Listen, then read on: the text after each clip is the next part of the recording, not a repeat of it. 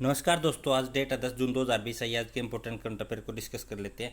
उससे पहले देखिए आज का जो मोटिवेशनल कोट है उसको देख लीजिए। धैर्य, दृढ़ता और पसीना सफलता के लिए एक अप्राज्य मिश्रण है। क्या है अप्राज्य मिश्रण? क्या क्या दे आपके पास अगर पेशेंस है, डिटर्मिनेशन है और आप हार्ड वर्क करते हो, ये तीनों तीनों चीज़ें आपको किसी भी एग्ज़ाम को क्लियर करने से नहीं रोक सकती। ये तीनों चीज़ें एक ऐसा मिक्सचर है जो आपको हमेशा विजय की तरफ ले जाती है। आज के समय में जो स्टूडेंट्स हैं, बेस स्पेशली जो कम्पिटिटिव एग्ज़ाम के एस्पिरेंट हैं, उनके साथ एक प्रॉब्लम हो रही है। उनके पास जो धैर्य है ना, उस समय की कमी तो है ही है, उसके साथ धैर्य की भी कमी होती जा रही है। क्योंकि जो ऑनलाइन जितने भी प्लेटफॉर्म है और जो यूट्यूब है, इन्होंने क्या कर दिया, जो ऑनलाइन स्टडी है ना, जो ऑनलाइन सिलेबस है, कम्पिटिटिव एग्जाम का जो सिलेबस है उसको इतना ज़्यादा वास्ट बना दिया है कि स्टूडेंट को समझ में नहीं आ रहा कि वो क्या तैयार करे क्या ना तैयार करे। स्टूडेंट्स के मन में यही रहता है कि मैं ये भी तैयार कर लूँ, वो भी तैयार कर लूँ, वो भी तैयार कर लूँ। और इसी में क्या होता है, वो कन्फ्यूज हो जाता है और धैर्य खो बैठता है और क्या सोचता है कि 1 मिनट में उसके द्वारा सब कुछ पता कर लिया जाए। देखिए, 1 मिनट में आप कभी भी सारी चीज़ों को पता नहीं कर सकते। आप अपना लक्ष्य बनाइए, चाहे आप दिन में एक ही टॉपिक को कवर करें, लेकिन अच्छी तरह बैठ के इत्मीनान से आपको उस टॉपिक को अच्छी तरह समझना, ताकि इन फ्यूचरों से रिलेटेड कोई दूसरी चीज़ें आती हैं आपके सामने, आप उनको लिंकअप कर सको और उनको भी आप आसानी से समझ सकोगे। और यही चीज़ें आपको हेल्प आउट करेंगी। ज़रूरी नहीं है कि आप जितना भी सिलेबस दिया हुआ, जितनी भी चीज़ें दी हुई है और जितनी भी घटनाएं हो रही है, आप सब कोई रिवाइज करो या सब कोई याद करो। ये किसी के भी बस की बात नहीं है। लेकिन हाँ, जो इम्पोर्टेंट चीज़ें हैं ना, आपको हमेशा उनको नोट डाउन करना और बेसिकली उनको समझना है, ताकि वो चीज़ें आपके साथ जुड़ती रहे और इन फ्यूचर आपको मदद करे। इसलिए आपके पास दृढ़ता और हार्डवर्क तो होना ही होना चाहिए। उसके साथ आपको आपके पास पेशेंस भी होना चाहिए। बढ़ते हैं आज के अपने डेली करंट अफेयर सीरीज की तरफ। और हमारा आज का पहला क्वेश्चन है, कितने देशों के कानूनविदों या सांसदों ने मिलकर चीन के खिलाफ एक अंतर्राष्ट्रीय संगठन का निर्माण किया है? देखिए, ये एक अंतर्राष्ट्रीय संगठन है, इसका नाम है inter parliamentary alliance on China. इसकी शॉर्ट फॉर्म है आईपीएसी। ये आईपीएसी का निर्माण किया गया है और इसमें को कितने देशों के सांसदों ने, यानी जो लामेक रमा के बनाया, 8 देशों के सांसदों ने इस आईपीएसी का, इस पैनल का गठन किया यानी निर्माण किया।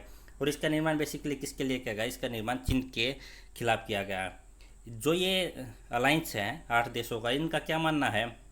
इस संगठन का यह मानना है कि अंतर्राष्ट्रीय सुरक्षा, मानव अधिकारों व वैश्विक व्यापार के लिए चीन एक खतरा बनकर उभरा है। यानी जैसे जैसे चीन का उत्थान हो रहा है, चाइना अपने आप को एसेट कर रहा है, यह इंटरनेशनल सिक्योरिटी, ह्यूमन राइट्स और जो वैश्विक व्यापार है उसके लिए यह चाइना सबसे बड़ा खतरा है।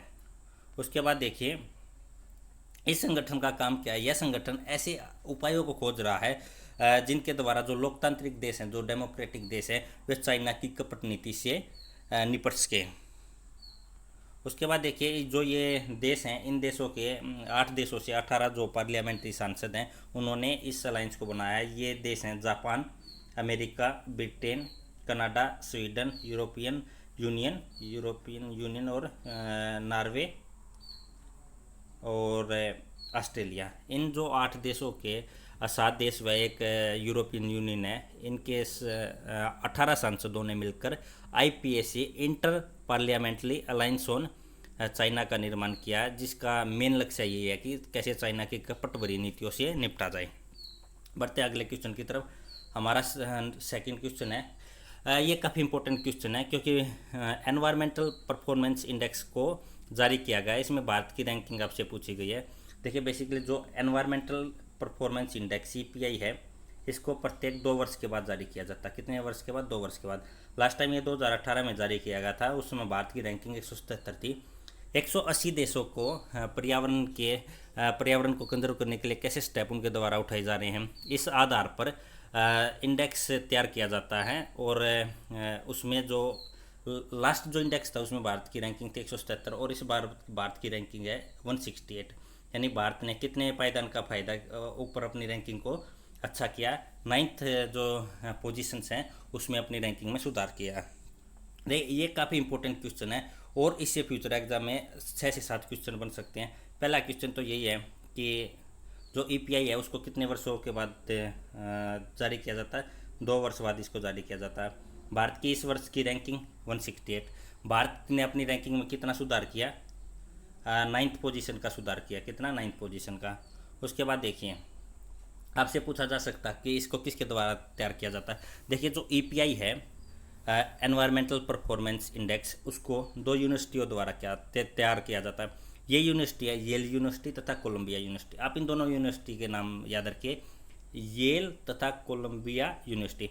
इसके साथ साथ वर्ल्ड इकोनॉमिक फोरम, क्या वर्ल्ड इकोनॉमिक फोरम को भी इसको तैयार करने में अपना इन दोनों यूनिवर्सिटी की मदद करता है, यानी सहयोग प्रदान करता है। अगर आपके सामने एग्जाम में ये तीनों भी ऑप्शन में आ सकते हैं।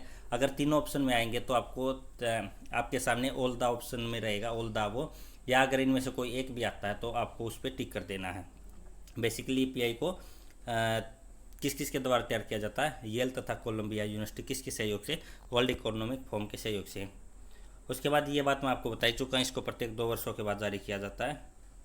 2018 में भारत की रैंकिंग 177वीं थी और इसको 11 श्रेणियों में, कितनी श्रेणी है? 11 श्रेणियों में 32 इंडेक्सन संकेतकों के आधार पर तैयार किया जाता है। 11 श्रेणियों के 32 इंडेक्स यानी संकेतकों के आधार पर तैयार किया जाता है। इसलिए इससे ना अब 7 से 8 क्वेश्चन हो गए हैं। इन 7 से 8 क्वेश्चनों में से आप फ्यूचर एग्जाम में देख सकते हो, कोई ना कोई क्वेश्चन पक्का पूछा जाएगा। उसके बाद देखिए, क्वेश्चन नंबर 3 है, किस प्रकार के वाहनों के शीर्ष पर 1 सेंटीमीटर की हरी पट्टी लगाई जाएगी? देखिए, भारत सरकार ने 1 अप्रैल 2020 से BS भारत स्टैंडर्ड नॉर्म 6 को मैंडेटरी बना दिया गया। देखिए, जो BS स्टैंडर्ड क्या है, ये अपने आप में एक बहुत बड़ा टॉपिक है और इनके ऊपर 10 से 15 मिनट की एक अलग से वीडियो बनाई जा सकती है। बस आप ये जान लीजिए कि कोई भी ऐसा इक्विपमेंट जिसमें ईंधन का यूज होता है, बेसिकली डीजल व पेट्रोल का यूज होता है, और जब वह मशीन है या कोई वाहन है, वो जब प्रदूषण छोड़ता है, प्रदूषण क्रिएट करता है, तो उस प्रदूषण को कंट्रोल करने के लिए, भारत सरकार ने कुछ स्टैंडर्ड बनाए हुए हैं। इन स्टैंडर्ड को क्या बोला जाता है? BS भारत स्टैंडर्ड बोला जाता है। और इनकी अलग अलग कैटेगरी हैं, जैसे BS1, BS2, BS3, BS4, BS5 और BS6। अब जो लेटेस्ट स्टैंडर्ड है वो है BS6। और एक बात याद रखिए, 1 अप्रैल 2020 से जितने भी नए वाहन बन रहे हैं, वाहन निर्माता हैं उनके लिए ज़रूरी बना है, वाहन जो मैन्युफैक्चरर हैं उनके लिए ज़रूरी कर दिया गया है कि वह BS6 इंजनों का निर्माण करें। इसके बाद देखिए, भारत सरकार ने एक अपनी नई गाइडलाइंस जारी किया। उसके अनुसार क्या, जो BS6 स्टैंडर्ड है उनके लिए एक अलग से प्लेट होगी, 1 सेंटीमीटर की एक हरी पट्टी होगी, जिसके ऊपर जिससे इन प्रकार के वाहनों को, जो BS6 स्टैंडर्ड के व्हीकल्स हैं, उनको आसानी से आइडेंटिफाई किया जा सकेगा। इनको बोला जाता है, इससे पहले भारत सरकार ने high security registration plate HSRP लागू करने के लिए नियम बनाया था। जनरली सभी वाहनों में 2 प्लेटें रहती है, एक आगे एक पीछे नंबर प्लेट। इसके अलावा एक तीसरी नंबर प्लेट रहेगी, जो टॉप होता है किसी भी व्हीकल का, उसके ऊपर 1 सेंटीमीटर की ग्रीन प्लेट लगाई जाएगी। कौन सी प्लेट? 1 सेंटीमीटर की ग्रीन प्लेट लगाई जाएगी, जिसके ऊपर एक हॉलमार्क रहेगा, और उस हॉलमार्क से जो वाहन का जो स्टैंडर्ड है उसका इजीली पता किया जा सकेगा, इजीली आइडेंटिफाई किया जा सकेगा। काफ़ी इंपॉर्टेंट क्वेश्चन है। पहली बात तो ये, जो BS स्टैंडर्ड 6 है उसको 1 अप्रैल 2020 से लागू कर दिया गया है। अभी जो BS6 स्टैंडर्ड के वाहन हैं उनके लिए 1 अक्टूबर 2020 से जो ग्रीन पट्टी है, जो टॉप है व्हीकल का, उसके ऊपर 1 सेंटीमीटर की ग्रीन पट्टी लगी होनी चाहिए। देखिए, बेसिकली मैं आपको बता चुका हूँ कि जो ये BS4 से BS6 में हम अपग्रेड कर रहे हैं। उसके बाद जो PPM है, पार्टिकुलेट पर मीटर है, उसके जो 50 पार्ट्स होने चाहिए थे BS4 में, अब उनका सल्फर का जो कंटेंट है वो अभी कितना होगा? 10 ppm होना चाहिए। उसके बाद देखिए, जो प्रमुख जो प्रदूषण कारक हैं वाहनों से निकलते हुए हैं, carbon monoxide, hydrocarbon, nitrogen oxide and particulate matter यानी सल्फर 2.5 एंड PM10। उसके बाद देखिए, हमारा नेक्स्ट क्वेश्चन है, हाल ही में किस राज्य सरकार ने वंदे उत्कल वंदे उत्कल जननी को राज्यगान, देखिए यहाँ पे आप राज्यगान कर लीजिए, राज्यगान का दर्जा दिया गया है। वंदे उत्कल जननी, देखिए ये उड़ीसा राज्य से संबंधित हैं। उड़ीसा राज्य में पिछले कुछ समय से, जब से विधानसभा का सत्र हो रहा था, तो वंदे उत्कल जननी यहाँ का एक सॉन्ग है, गीत है, उड़ीसा का लोकल गीत है, उसको गाया जाता था। अब जो उड़ीसा गवर्नमेंट है उसने इसको वंदे उत्कल जननी को उड़ीसा राज्य का राज्यगान के रूप में इसको मान्यता दी है। उड़ीसा राज्य का राज्यगान अभी क्या हो गया, वंदे उत्कल जननी। देखिए उड़ीसा के बारे में जान लेते हैं। मैप में ये है उड़ीसा, यहाँ पे इसकी जो सीमाएं हैं वो लगती हैं छत्तीसगढ़, झारखंड, पश्चिम बंगाल। और देखिए ये 2014 के बाद, ये 2014 से पहले का मैप है। उसके बाद कुछ इस तरह से जो आंध्र प्रदेश राज्य है उससे तेलंगाना राज्य का निर्माण कर दिया गया था। अभी जो इसकी सीमाएं हैं वो दोनों स्टेट से लगती है, तेलंगाना से भी लगती है और इसके साथ उसकी जो उड़ीसा की हैं जो सीमाएं वो आंध्र प्रदेश से भी लगती हैं। उसके बाद देखिए उड़ीसा की राजधानी है भुवनेश्वर, यहाँ के गवर्नर है गणेशी लाल, सीएम है नवीन पटनायक जी। दो इम्पोर्टेंट नेशनल पार्क है उड़ीसा में, ये हैं भितरकनिका नेशनल पार्क और सिमलीपाल नेशनल पार्क। ये दोनों काफ़ी इम्पोर्टेंट नेशनल पार्क है। अभी हाल ही फिलहाल 18 से 20 मई के बीच में एम्फन नामक तूफान, कौन सा तूफान, एम्फन तूफान ने उड़ीसा तथा पश्चिम बंगाल के तट पर भारी तबाही मचाई थी। आप इस तूफान का नाम याद रखिए, क्या नाम है जिसने उड़ीसा के तट पर टकराया था, उसका नाम है एम्फन तूफान।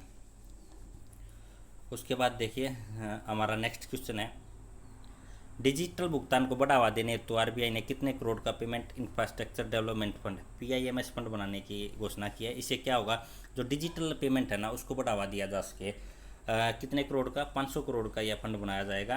आरबीआई इस फंड को रेगुलेट करेगा और इसमें 250 करोड़ रुपये आरबीआई देगा तथा 250 करोड़ रुपये जो बैंक्स कार्ड इशू करते हैं तथा जो कार्ड को ऑपरेट करते हैं वे 250 करोड़ रुपए का इसमें फंड करेंगे। इससे बेसिकली क्या किया जाएगा, इसके द्वारा जो छोटे शहर व गांव हैं उनमें जो डिजिटल भुगतान है उनको बढ़ावा देने के लिए जो पोस्ट मशीन है, पोस्ट मशीनों को स्थापित किया जाएगा। पोस्ट मशीन क्या होती हैं, ये पॉइंट ऑफ सेल मशीन होती है। आपने देखा होगा कि आप अपना क्रेडिट या डेबिट कार्ड देते हो, मशीन के अंदर डाला जाता है, स्वैप किया जाता है, उसके बाद पिन कोड नंबर तथा अमाउंट डाल के जो पेमेंट है उसको कंप्लीट किया जाता है। उनको पोस्ट मशीन बोला जाता है, पॉइंट ऑफ सेल मशीन। और जो डिजिटल भुगतान को बढ़ावा देने के लिए कौन सा फंड बनाया है, पेमेंट इंफ्रास्ट्रक्चर डेवलपमेंट फंड। और ये कितने करोड़ का रहेगा, ये 500 करोड़ का फंड रहेगा। और इसको कौन रेगुलेट करेगा, आरबीआई इसको रेगुलेट करेगा। देखिए आरबीआई की स्थापना कब हुई थी, RBI reserve bank of India की स्थापना 1 अप्रैल 1935 में की गई थी ब्रिटिश राज के दौरान। इसका हेडक्वार्टर उस समय कहाँ पे था, उस समय इसका हेडक्वार्टर कोलकाता में था। वर्तमान में इस आरबीआई का हेडक्वार्टर कहाँ है, वर्तमान में आरबीआई का हेडक्वार्टर मुंबई में है। और इसके अध्यक्ष कौन है, आरबीआई के शक्तिकांत दास जी। और ये आरबीआई के 25वें अध्यक्ष है। कौन से नंबर के अध्यक्ष हैं, 25 नंबर प्रेसिडेंट है कौन, शक्तिकांत दास जी। बढ़ते हैं अगले क्वेश्चन की तरफ। हमारा 6th क्वेश्चन है, वन मित्र योजना किस राज्य या केंद्र शासित प्रदेश ने शुरू की है। देखिए आंध्र प्रदेश राज्य ने वन मित्र योजना की शुरुआत की है। इस योजना के द्वारा जो ऑटो व टैक्सी रिक्शा ड्राइवर थे, ऑटो रिक्शा व टैक्सी ड्राइवर, लॉकडाउन के कारण और कोविड-19 के कारण जो उनका व्यवसाय वो पूरी तरह चौपट हो गया। ऐसे ऑटो रिक्शा व टैक्सी ड्राइवरों को 10,000 रुपये तक की वित्तीय सहायता दी जाएगी। क्या किया जाएगा, 10,000 रुपये की वित्तीय सहायता दी जाएगी। और इसीलिए इनको एक योजना की शुरुआत की गई है। इस योजना का क्या नाम है, वन मित्र योजना। और इस योजना को किसने शुरू किया, आंध्र प्रदेश राज्य ने इसको शुरू किया।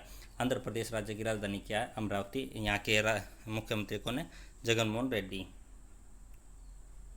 देखिए हमने अभी देखा था 2014 के बाद जब से आंध्र प्रदेश को डिवाइड किया गया, तेलंगाना एक नया स्टेट बनाया गया, उसके बाद आंध्र प्रदेश राज्य ऐसे रह गए। अभी इसकी सीमाएं तमिलनाडु, कर्नाटक, तेलंगाना, छत्तीसगढ़ व उड़ीसा के साथ लगती हैं। बढ़ते अगले क्वेश्चन की तरफ। हमारा नेक्स्ट क्वेश्चन है क्वेश्चन नंबर 7। निम्नलिखित में से किस देश को कोरोना फ्री घोषित किया गया। देखिए अभी न्यूजीलैंड ने अपने आप को कोरोना फ्री घोषित किया है। यहाँ पे अभी मेट्रो लॉकडाउन को खोल दिया गया है। वह जो जन सेवाएँ हैं उनको पूरी तरह दोबारा शुरू कर दिया गया। वहाँ पे अब न के बराबर कोरोना केस रह गए हैं। इससे पहले आपने सुना होगा पहला यूरोपियन देश था स्लोवानिया, जिसने अपने आप को कोरोना फ्री घोषित किया था। ये क्या था, यूरोपियन देश था। और उसके बाद अभी न्यूजीलैंड ने अपने आप को कोरोना फ्री घोषित किया है। बढ़ते अगले क्वेश्चन की तरफ। हमारा नेक्स्ट क्वेश्चन है, हाल फिलहाल वियतनाम ने किस देश या समूह के साथ मुक्त व्यापार समझौते की घोषणा की है। देखिए यूरोपियन यूनियन व वियतनाम के बीच फ्री ट्रेड एग्रीमेंट समझौता 2019 में हुआ था। यूरोपियन यूनियन की जो संसद है उसने 2019 में इसको रेटिफाई कर दिया गया था। लेकिन अभी जून माह में ही कुछ दिन पहले ही जो वियतनाम की संसद है उसने भी इस समझौते को रेटिफाई कर दिया। यानी दोनों देशों के दोनों समूहों के बीच, वियतनाम व यूरोपियन यूनियन के बीच अभी फ्री ट्रेड एग्रीमेंट है वो लागू हो गया है। फ्री ट्रेड एग्रीमेंट बेसिकली क्या होता है, इससे देशों के बीच में कोई बाउंड्री नहीं रह जाती। किसके लिए, जो गुड्स होते हैं, जो वस्तुएं होती हैं, उनका फ्री फ्लो होता है। उनके ऊपर कोई भी उनके ऊपर रोक नहीं लगती या किसी भी प्रकार की टैरिफ ड्यूटी नहीं लगाई जाती है। वियतनाम की कैपिटल आप याद रखिए हनोई। और यूरोपियन यूनियन में अब कितने कंट्री रह गए, 27। ब्रिटेन के आउट होने के बाद अभी 27 कंट्री रह गए। हमारा नेक्स्ट क्वेश्चन है, विश्व व्यापार संगठन में भारत के नए राजदूत और स्थायी प्रतिनिधि के रूप में किसे नियुक्त किया गया है। कहाँ पे, विश्व व्यापार संगठन में। देखिए सबसे पहले विश्व व्यापार संगठन को देख लीजिए। इसकी स्थापना 1 जनवरी 1995 को हुई थी। कब हुई थी, 1 जनवरी 1995 को।